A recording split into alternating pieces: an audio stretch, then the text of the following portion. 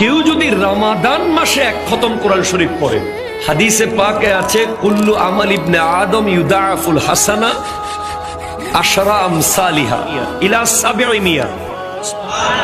বান্দার আমল এর সওয়াব আল্লাহ তাআলা 10 গুণ থেকে 70 গুণ বাড়িয়ে দেন।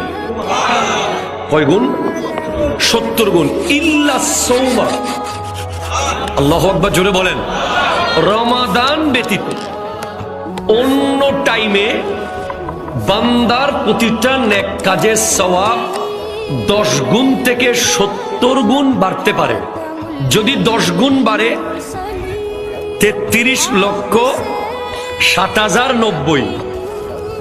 যদি এক হরফে 10টা করে নেকি হয়, সুবহানাল্লাহ, জোরে বলেন। যদি 70টা করে নেকি দেওয়া হয় এক হরফে, 2,31,49,630টা নেকি।